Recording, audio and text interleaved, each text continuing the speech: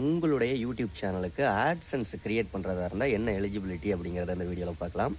பேசிக்கான ஒரு விஷயம் என்னென்னா, நீங்கள் ஆட்சன்ஸு ஒருத்தவங்களுக்கு ஒரு ஆட்சன்ஸ் மட்டும்தான் கிரியேட் பண்ண முடியும். ஒருவேளை ஒரு ஆட்சன்ஸ் கிரியேட் பண்ணி அது ஏதாவது இஷ்யூ ஆகி ஏதாவது பிரச்சனைகள் ஆணுச்சு அப்படின்னா, அந்த ஆட்சன்ஸை பெர்மனன்ட் டெலீட் பண்ணிவிட்டு திரும்ப உங்கள் பேர்லேயே இன்னொரு ஆட்சன்ஸை கிரியேட் பண்ணிக்கலாம்.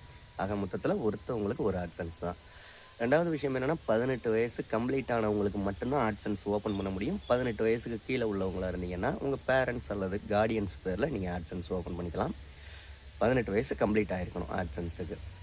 மூணாவது விஷயம் என்னென்னா, உங்கள்கிட்ட ஒரு பிளாகரோ இல்லை ஒரு யூடியூப் சேனலோ மானிட்டைசேஷன் ஆகிருந்துச்சு அப்படின்னா அதோட லிங்க் பண்ணிக்கலாம் உங்கள் ஆட்சன்ஸை. ஓகேங்களா? இந்த 3 விஷயங்கள் தானே தவிர மற்றபடி எந்த ஒரு எலிஜிபிலிட்டி ரெக்யூர்மெண்ட்டும் கிடையாது. இதுதான் 18 வயசுக்கு மேலே இருக்கணும், உங்கள்கிட்ட ஒரு மானிட்டைசேஷனான யூடியூப் சேனலோ பிளாகரோ இருக்கணும்.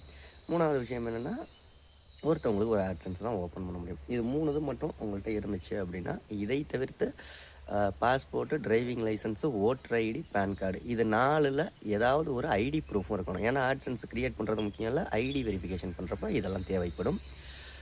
யூடியூப்பை பற்றி நிறைய விஷயங்கள் தெரிஞ்சுக்கணும். நம்ம சேனலை சப்ஸ்கிரைப் பண்ணுங்கள். இந்த வீடியோ யூஸ்ஃபுல்லாக இருந்துச்சுன்னா மட்டும் ஒரு லைக் பண்ணுங்கள்.